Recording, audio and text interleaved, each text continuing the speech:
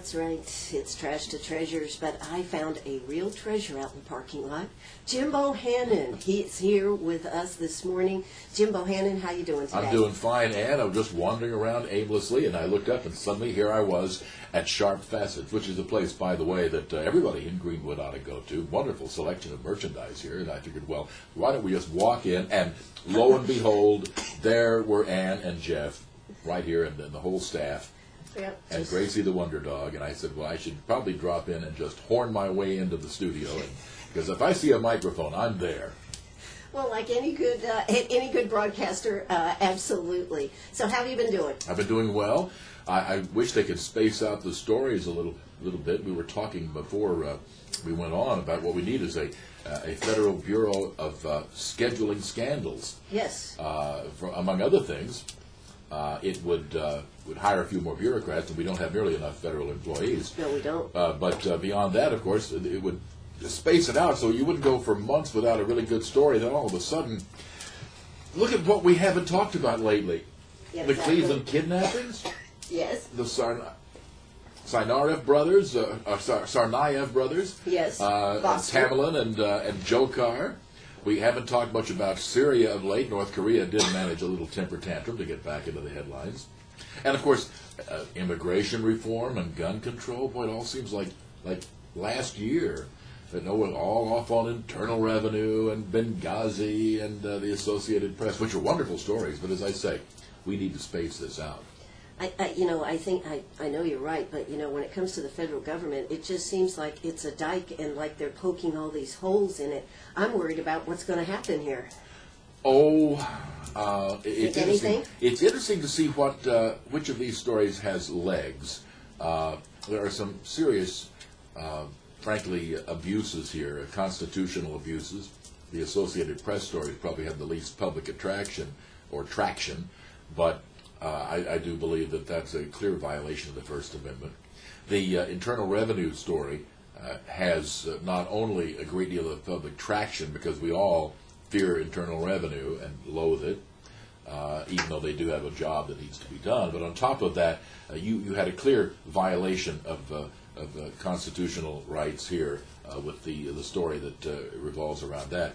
And then, of course, the only story in which people actually died, 4 Americans dead after what happened or did not happen in Benghazi. And through it all, of course, it rarely is the actual wrongdoing that gets an administration in trouble. It tends to be the cover-up. And I will say this, the president said the right words initially about the tax situation, but his subordinates are not saying the right words. I don't know, I don't remember, I didn't have time to make a statement, prepared. They're saying all the wrong things, and it's almost as if somebody in his administration has decided, let's look as bad as we can, both as crooked as we can and as stupid as we can. I don't know what's going on there. I cannot believe, if you're sending people up to Capitol Hill on something like this, that you don't rehearse them. Don't have a written statement? I brought 3 writers with me. Write a written statement, boys. They'll be ready for you in 5 minutes. We'll practice it. You'll say it several times. Then we're going to fire questions at you, just like the members of Congress will, and we're going to record that, tape it, play it back, and we'll go over it, and we will make sure that you are as ready and as polished as you can be. Instead, they send these clowns up there who are as unready as they could possibly be. I don't get it. I just don't get it. From his point of view, I don't care whether the president knew nothing and this was happening behind his back, or he was up to his eyebrows in trying to get these conservative groups. Either way, this is not the way you manage this kind of crisis. It's just dumb. I mean, even beyond the unconstitutionality of it is the stupidity. Mr. President, if you're going to be a crook, I expect you to be a smart crook.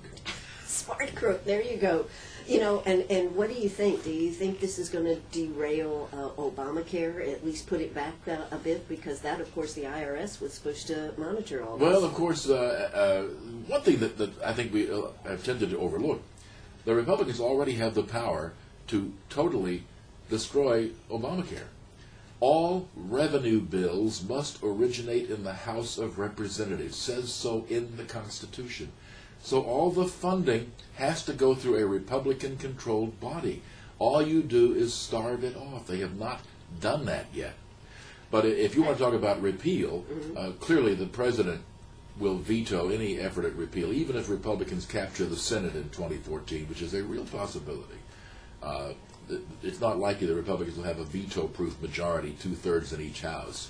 So the president will be vetoing any repeal of what he considers his signature domestic program before January 20th of 2017. Absolutely. But if you get a Republican president, then it could be repealed. But I just think that it probably, there's a lot of concern about the IRS actually having all our private information. Now we're getting into healthcare with information with the IRS. And furthermore, a person who has already demonstrated her willingness to trash people's rights has been promoted for her good job to run that aspect of the Internal Revenue Service, along with the $100,000 plus in bonuses that she was given on top of her $170,000 a year salary that she's been barely managing to eke by on. I mean, you're right. From a public relations standpoint, this is just disastrous for the administration. Absolutely. And, not only that, how about going out and going to insurance companies and getting them to ante up to put some money together to help out to tell the public that Obamacare is a good thing? Well, the insurance companies, of course, if you're stuck with the program, and the insurance companies are still not happy with Obamacare, but as long as it is a fact of life, and it will be a fact of life now until, as I said, at a minimum, January 20th of 2017, the insurance companies almost have to see to it that as many people as possible get signed up so that you can get more premiums coming in. Because who will sign up immediately for something like this? The sick, the old, the people who mean all kinds of payments going out, not so many premiums coming in. As long as the insurance companies are stuck with this, it is important to get as many people signed up as possible paying premiums who won't be making claims. Otherwise, it'll be an economic disaster for them. That's why they're cooperating. They have no choice. They have no choice. But really, is a federal government office supposed to collect money for their to help promote a project? Well, you're getting into arcane matters. I mean, the federal government does a lot of things that it does not have anything that I think is a reasonable constitutional basis for doing. So my short answer would be no, but. No, but. But they're doing it, and no one is stopping them. So I guess until someone stops them, yeah, they've got that power. Yeah.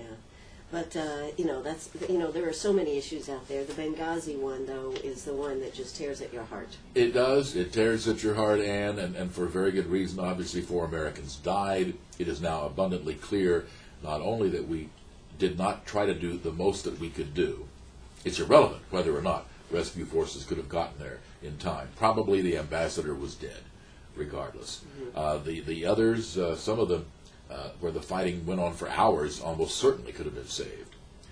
And it is abundantly clear now that this was a narrative that was made up out of whole cloth that the administration did know, despite lies to the contrary, by, among other people, Secretary of State and Democratic presidential nominee presumptive Hillary Clinton, that they were told it was not a spontaneous demonstration. Hey, there's a demonstration going on involving that awful video. Hey, wait a minute, don't go yet. I got to grab my rocket-propelled grenade launcher. Wouldn't go to a demonstration without that. Nothing spontaneous about it.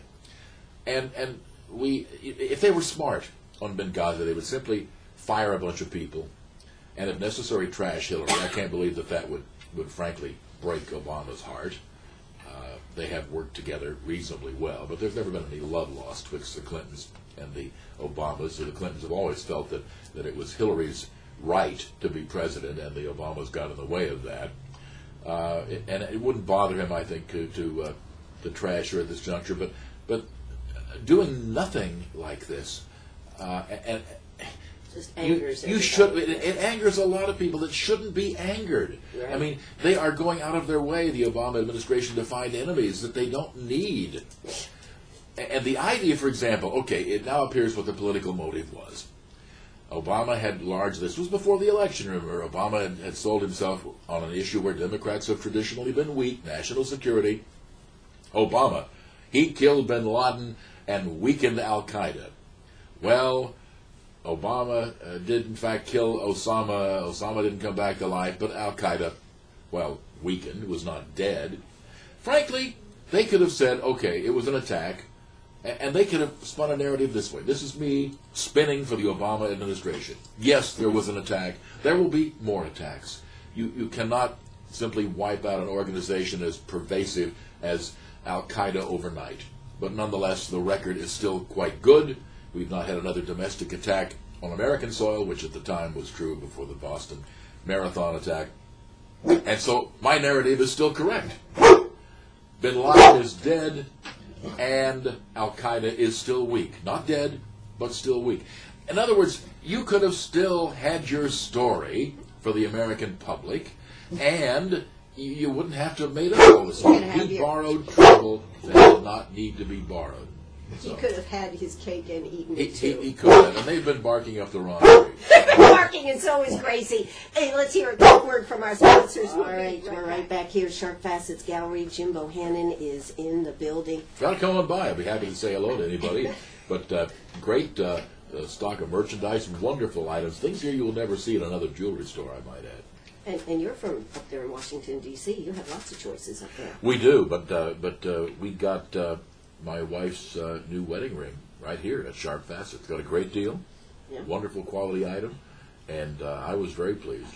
Absolutely. So you got to come on over because, you know, look at this. It's all cloudy out. It's not a great day for going to the park or anything like that. You might as well come on over and check what we got here. Absolutely.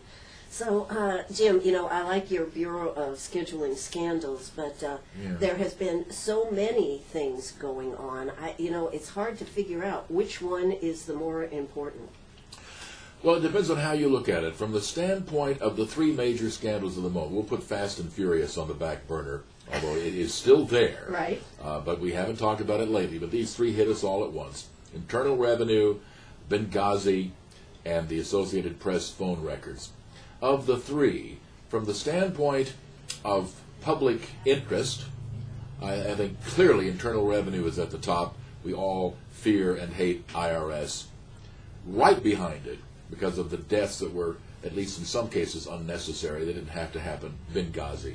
Way down the list, because the public really doesn't like the media that much anyway, would be the Associated Press. Now, from the standpoint of seriousness of the offenses, Internal Revenue has got to be at the top. Egregious and deliberate violation, no matter what the clowns had to say at the hearings. Right behind that, Benghazi, and dereliction of duty and not doing what could be done to help them. But the Associated Press story is right up there as well. Again, a clear violation of the First Amendment. And I do have to ask myself why it was necessary for the administration to make enemies out of the mainstream media. Which has been so supportive. Well, at least compliant, pliable, not particularly confrontational, and now very willing to stick it to poor Jay Carney. Isn't that a great name, by the way? You look up Carney in the dictionary, you know, employee of a carnival, often considered to be of disreputable character. You are absolutely right. I mean, this guy was born to be the spokesman for the Obama White House. He is a carny, right from the word go. Yeah, he's tap dancing as fast as he can. It's interesting to note the responses that the administration has taken to these scandals, too, Ann. In terms of Internal Revenue, the president, oh, terrible thing, horrible, horrible, terrible. And they tried a lot of deflection, and people who don't know nothing, no how, no way. Then you go over to the Benghazi case. Well, we just didn't know what we knew when we knew it, kind of thing. There's a rather confusing response there. And then you get over to the Associated Press, and Eric Holder has been pretty defiant. By golly, we had leaks. Well, okay, leaks can be a problem, regardless of whether the Yemeni terror plot should have been put out for public dissemination or not. You don't do it by violating the First Amendment. If you really feel the need to plug leaks, then plug leaks from within. But only on that one has the administration forthrightly defended what happened. On the other two, they have not. So, yes. Well, that's a lot that's in the news, and of course the Boston Marathon, that's kind of dropped out. It has dropped out, although we're now learning more. There have been reports now that Dzhokhar Tsarnaev, the surviving brother, left a note inside that boat where he was hiding when he was finally captured, and that the note basically was something simple-minded along the lines of, you were in Iraq and Afghanistan, if you kill one Muslim, then you attack us all, ignoring the fact that, of course, it was in Afghanistan, for example, that there were Muslims who were harboring and financing and providing training areas for the people who attacked the World Trade Center. But if you're really simple-minded, which obviously leads to we're not exactly rocket scientists, there's been that story. Of course, you had the three friends of Dzhokhar, the younger, who covered up for him, and they're now in serious trouble. But there have been other terror stories that have come out of late. In Montana, there was another one in another place that escapes my mind immediately. All of them with Islamic connections. And I'm no Islamophobe, and most Muslims are productive, benign members of society. But a disproportionately high percentage of them are a cancer on the world body politic. And I'll tell you very frankly, if there were, let's say 10% of Christians, 10% of Christians, since that's roughly the percentage of Islamic terrorists that we think are out there, or people who follow the fundamentalist Islamic view, if 10% of Christians were out there attacking mosques, flying planes into the holy cities of Medina and Mecca in Saudi Arabia, and generally behaving like terrorists, it wouldn't. I could very well not be complaining about, let's say, being profiled as a Christian, say, to get on an airplane. I might not be happy about it, but I wouldn't be mad at the TSA. I'd be mad at these clowns who pretend that they're Christians. I would be turning them in right and left. And let's say that somebody stood up in a Christian church, a Baptist church, Methodist, whatever, and started preaching this kind of hatred. Are you kidding me? The audience would be out the door, the congregation, before the sermon was over. And they would have this clown fired, and they would probably turn him into the police, which is what a good citizen does. And I haven't seen a lot of that from the Islamic community. No. Not enough of it. Not enough of it. Not enough of it. You're absolutely right. When you have a cancer, you remove it surgically. Cancer doesn't tend to just go away on its own, and this type does not. It does not. And, I think we just got a little bit too relaxed, don't you? Well, we always do. I mean, I knew the minute that 9/11 happened and we were all rallying together, and I said, you just wait. I said, we have such a short attention span, the gross national attention span. And sure enough, when you had the Boston Marathon bombing, I remember one person that day, he was one of the stunned eyewitnesses, and he was saying, but it's like we're at war or something. Well, you cretin. Yes, we are at war. My gosh, this guy would have to stay up all night to cram to get a third digit on his IQ. Yes, we're at war, you idiot. What the heck does it take?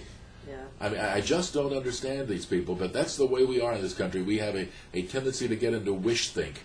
I don't want something to be a certain way, so I'm going to pretend it isn't. I want everybody in the world to be reasonable. I'm going to pretend that they are. Well, I agree with them on the one part. I want that. But I'm going to play the hand that's dealt us. And we have been dealt a lot of very malignant individuals and movements on this planet. And I'm going to deal with them, not pretend that they aren't there. Don't you think some of that comes actually from the top? We don't want to say that this is what we need to do and this is where we are. We want to make sure we're being fair and balanced with everybody. Well, the president, of course, has from the moment he took office and embarked on his world apology tour. Oh, the United States, we're so terrible. We'll try to be better. We want you to like us. I honestly, if they like us, that's fine. I want them to respect us. I want the whole world to respect us. If they like us, that's an added bonus, but it's not necessary. What was that phrase? Carry a big stick and walk softly? That was that's what I said. I think it was Teddy Roosevelt who said, "Speak softly and carry a big stick." Yeah, okay. And this administration apparently has been speaking loudly and carrying no stick at all. All right, we are here with the one and only Jim Bohannon right here on WCRS. When we come back after we hear a clip from the I Love Ann show, we will be talking some more with him, so don't you go away. Hey, you got a question or a comment? Don't hesitate to pick up that phone, 229-7984. That's 229-7984. We'll be right back.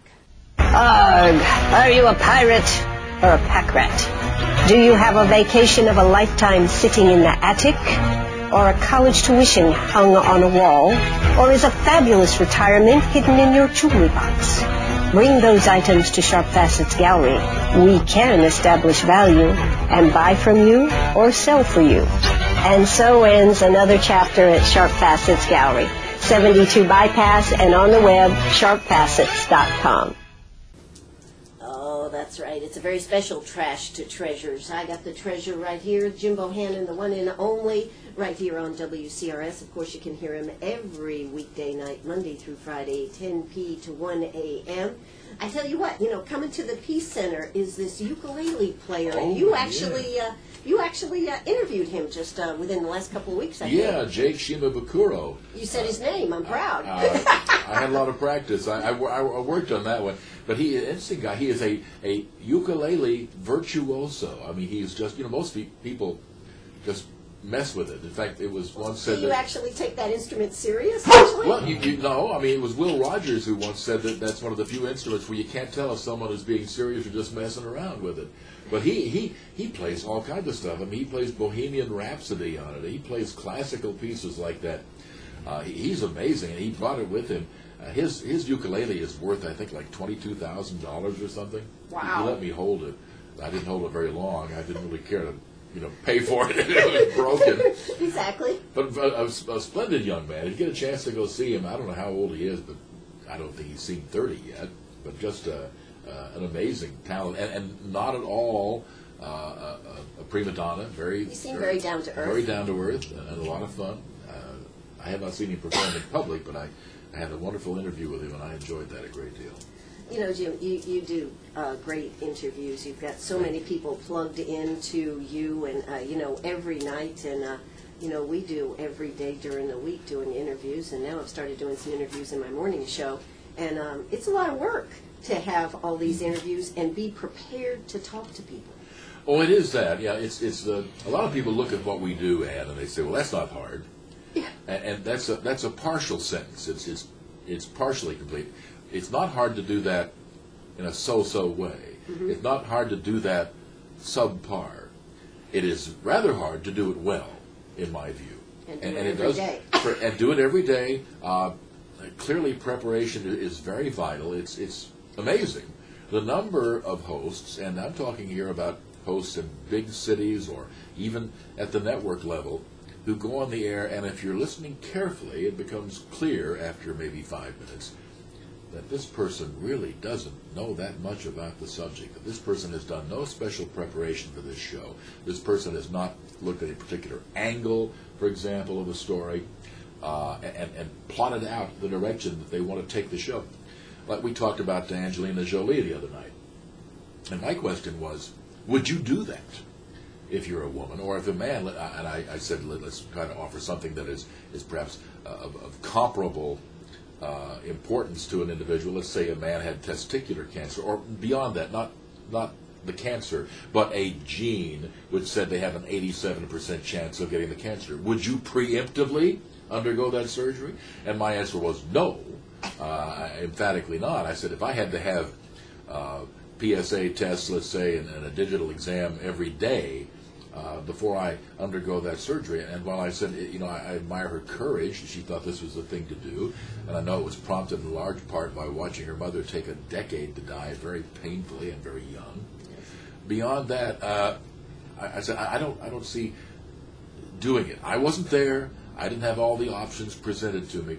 But I noted that any kind of surgery includes some risk. Sure. I mean, granted, the surgery that she underwent, not rocket science surgery as surgery goes, but still, that would have been my absolute last resort.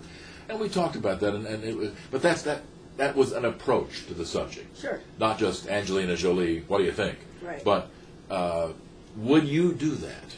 Or let's say that you had a daughter or a son in a similar genetic circumstance. Would you do that? And beyond that, let's say that we reach the point, and this has got to be close, when you can take a young man and a young woman who are thinking about getting married, and you can do the old test, and what would your offspring have? Right. Let's say that the test comes back and it says, well, you're healthy and you're healthy. Together, your offspring has an 87% chance of developing cancer. Would you proceed with the marriage? Would you proceed with a childless marriage? Would you proceed with a marriage and just keep a sharp eye on the kids? How would that affect your planning? And my point here is not to talk about reproduction or cancer, but this is how you prepare a show. Sure. A lot have of a people, point of view. A lot of people don't bother, and yeah, you've got to do preparation. Absolutely, and it takes a lot more time than I think most people think that it does to be prepared. Yeah, as I say, anybody can do a talk show poorly, but you cannot necessarily do it well unless you just apply a lot of preparation to it. Because you see, people look at what we do. Very few people would take out their own appendix or the appendix of their spouse or their child. Very few people would try to represent themselves in a court of law. But be a talk show host? Oh, stand back, I can handle that. That's right. Different people can, and I'll grant you that you don't need 3 or 4 years of college to do this, but you do have to have a certain mindset, and you have to have a willingness to prepare. And it doesn't hurt if you're also on the glib side, right? That you can put 2 or 3 or 4 or 5 words together in a row without tripping over yourself. So there are some skills involved in this, but people look at what you and I do and they say, oh, well, anybody can do that. Yeah. Not necessarily. That's true, that's true. Well, Jim, it's been 30 years that you've been a syndicated host. Yes, hard to believe, but in fact, just last month, April, marked 30 years in syndication. I worked for the old Mutual Broadcasting System, which became Westwood One, which became Dial Global. I've been through 3 company names. That's how long I've been doing this. And you must be doing a good job because you're always there. Well, I enjoy it. Mm-hmm. I enjoy it. I mean, it's a wonderful job. I mean, there's no boredom to this job. If you get bored doing this job, then you have a problem, a personal problem. I get to show up every day, talk about interesting subjects with interesting people. And here's another thing. The expectations of me are very low. The expectations are very low? Yes, and I'll explain All why. right. I spend 15 hours a week, every night, 10 p.m. to 1 a.m., Monday through Friday, talking with people who, in almost every case, know more about the subject than I do, usually far more. Occasionally, you'll get a broadcaster on, and I may have roughly comparable knowledge, but for the most part, I know hardly anything. So if I say anything that is remotely intelligent, I get big bonus points for that. That's not bad to have. Low expectations. Secret to happiness, Ann Eller, I'm telling you. Lowered expectations. That's right. That's yes, right. ma'am. There was a dating service called that. Lowered Low expectations. Well, that was a little joke on the Fox Mad TV show. but aside from the joke, there's a certain amount of truth in that as well. If the Olympics only require that you can high jump 6 inches, hey, then we're all gold medalists. That's right. Yeah, wouldn't we all like to be that? But, how did you end up in this slot? I know we've heard this story before, but there may be people out there that haven't, and it's a great story. Well, I owe it all to a mechanic who left a wrench in a rocket at Cape Canaveral. Now, come on. How did that come together? How did that come about? Well, it came about in the following way. The company for which I worked when I was in Chicago at a local station, Mutual Broadcasting, their local station, not at the network, they hired a guy named Larry King. Just a little underrated guy. You probably heard about him. Well, anyway, he brought his show to Chicago one time and did the show from the lobby of the local Hyatt Hotel, and they borrowed one of our engineers from the local station, WCFL. The engineer, Pat King was his name, I later found out he spent the whole night during the breaks telling Larry what a great guy I was. And I thought, well, that's nice. Thanks a lot, Pat. Appreciate it. This was in early of 1981. Mm-hmm. Now, in November of 1981, Larry had to be off to give a speech. And at the time, his backup was a guy named Jim Slade, who was our space correspondent, later went on to work for ABC Television in that same role. And there was not a problem. Jim was going to cover this launch at Cape Canaveral. And then the next night, he was going to fill in for Larry. Well, the mechanic left the wrench in the rocket, the launch was postponed, Jim Slade was stuck at Cape Canaveral, and Mutual Radio realized they didn't have any bench strength. And that's when somebody said, what about this guy Bohannon in Chicago? That is why I am here today, Ann Eller. You would never have heard of me, and unfortunately I would never have heard of you. And if I could ever meet this mechanic, I'd buy him a drink. That's how I'm here. Well, that's right. So Because then somebody you started messed filling up in, a rocket launch. and then you started filling in, and then I became his permanent host. Larry was on the nighttime radio scene for 15 years, and I was his backup for 11 of those 15 years. And now I've had the show over 20 myself. wow. So huge, huge, and of course you're getting ready to get the Lifetime Achievement Award. Yeah. What does that mean, Oh, Jim? well, I guess it means I can die now. I mean, You've done it all. I checked my birth certificate. There's no expiration date, so I don't know. Pretty awesome. I do know it is awesome. Talkers Magazine is presenting me with this. It's only the second one they've done, and the other one was Barry Farber, one of the most legendary members of the talk show fraternity. So I'm in exceedingly good company, and I'm looking forward to it. As I've told you before, and tell anybody who will ask about me retiring, no. No. You can have this microphone when you pry it from my cold, dead hands, to paraphrase the NRA. So, no, I'm not going anywhere, but they have decided that at least this much of my lifetime is worth achievement. So, Congratulations, from this Jim point on, Bohannon. I'm just going to coast. I doubt that. You put together a good show, and then, of course, your morning show from 6 to 7. I like to Exactly, say, America in the morning. go to bed with him and get up with him in the I morning. think that's an excellent idea. Well, here we are with the one and only Jim Bohannon. You know, this is supposed to be Trash to Treasures along a country road. And And the I trash and the Sharp Facets has all the treasure. Okay. God, I thought I'd be the treasure, but anyways. You're the treasure. But you're not available. The jewelry is. All right, good comeback. Good comeback there, Jim.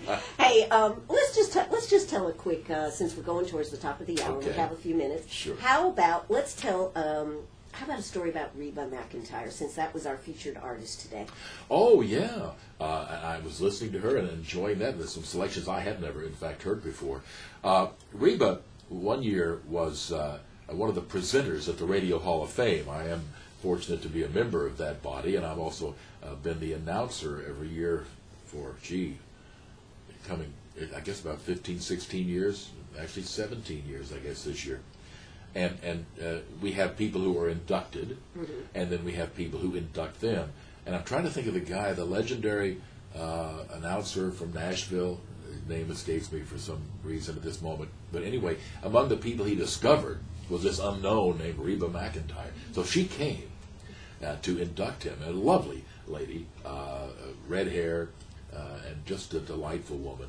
And well, anyway, to introduce her, I actually went out into Chicago, and I found a costume store, and I bought a Raggedy Ann wig, and I introduced her wearing that wig. She was a great sport about that, I might add. Yeah. But I didn't have that chance to get to introduce her, and as I say, I was very impressed with her. I never got a big hug from her. I got that from Loretta Lynn, and I will always cherish that moment. Absolutely. Yeah, that was nice. Well, that's great. You know, it's hard to believe that Reba McEntire actually got discovered singing the national anthem. Mm-hmm. I mean, Yeah. well, that's a hard song to sing, It's a and to hard get discovered. song. It's a hard song to sing, but it only goes to prove, and it wasn't under surroundings. It wasn't like it was an audition in a No, studio. no. It's at one a of those rodeo. you just never know moments. You've always got to be at your best. You never know who is listening, watching, or taking in whatever it is that you do. Exactly. I've interviewed her sister as well. I want to say Luckenbill. Is that the name? I forget. I don't know. I forget the name now, but I've interviewed her sister, and I've interviewed Reba herself. But she's a lot of fun. Absolutely. And Dolly Parton is another one. It's one of your favorites, I know. I've always enjoyed interviewing Dolly. Done that several times. What can you tell us a good story about Dolly? Oh, she is a very, very quick person. I mean, she's. I'm sure that writers help her on occasion, but she is a very quick study on her feet. I remember the time when Johnny Carson asked her, if she ever gets upset about blonde jokes. She says, "No, I know I'm not dumb, and I know I'm not blonde." Well, there you go. That's a good line right there. Yeah. So, but over the years, gosh, you've spent 30-some years. Has there ever been an interview that just totally stumped you? You just didn't know how to approach it, and then it turned out okay. But when you were trying to prepare for it, you were just going, I don't know what I'm going to do with this one. Well, Dr. Edward Teller, who was the person who invented the hydrogen bomb, and all I wanted him to do was reduce the level of what it takes to make one down to ordinary people. I wasn't looking for a how-to manual for terrorists, but just explain to us how you take something like hydrogen and mash it together and make this huge kaboom. Right. Well, I had been told he was a difficult interview, and the people who warned me understated the case. He was a very difficult interview. Did not want to climb down off his abstraction ladder and talk to ordinary people. He wanted to talk to people with PhDs in physics. And I was having a tough time with him. Now, I had been told beforehand, whatever you do, don't call him the father of the H-bomb. He hates that title. So I'm like 8-10 minutes into this, and it's not really going anywhere very well. And I decided that I have nothing to lose, so let's see if we can get his attention. So I said, Dr. Teller, is it true that every June the H-bomb sends you a Father's Day card?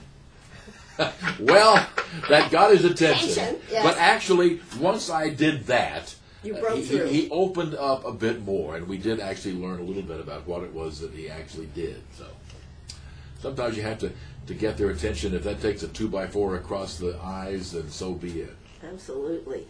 Now, one of the parts of your show is you take questions from your listeners. Sure. Yeah. And I think that's kind of a dangerous part of the business, isn't it? Well, I play with a net. I have a delay. Right. And so that helps. But it's not as much dangerous. It would be if you didn't have a delay, and stations could get fined hundreds of thousands of dollars, and I've got 500 stations. So, but with the delay, well, you're on pretty safe grounds. And plus, most people realize now that you can't even make a dent in the station. It used to be we had what we call tape delays, and if somebody said something bad, well, you hit the bleep button, and 7 seconds later there was this pause of dead air on the radio. Well, I got their attention. You can hear it. See, I'm the one that caused that. Today, these digital delays actually stretch out your syllables and fill the gap. So today you can curse on the air and you can't even tell. But I'll tell you, the most fun time, I guess, that I ever used the bleep button was not on a caller. It was on a guest. On a guest? J.R. Ewing, Larry Hagman was the guest on this show. Oh, my goodness. Well, he was, by the way, a delightful little leprechaun of a man with big old bushy eyebrows and just a lot of fun. And I was having a good time interviewing Larry, and at one point something came up about, I forget what, it doesn't matter, but referring to some people who had an opposing view to his. And he said, well, bleep them. And I go, ah! And I hit the button. And I don't think he quite got what it was that he had done. But bleep them is not what we ordinarily say on the radio there, Larry. So I did have to, on that occasion, bleep a guest. But Larry Hagman I just found to be a delightful person. I really did. I enjoyed him. I'm going to say I'm sorry to see him having passed away. Well, his role as J.R. Ewing certainly carried for the rest. Was he like J.R. Ewing? Not nearly as sinister. Not nearly as sinister. For one thing, well, I'm a big person, so a lot of people look small to me, but I always had J.R. Ewing pegged as a bigger guy, and Larry's not that tall, really. And to me, he was much more like a leprechaun. A leprechaun? J.R., of course, was this sinister character who had that nice, easy Texas drawl, but behind it, you knew, stood utter ruthlessness.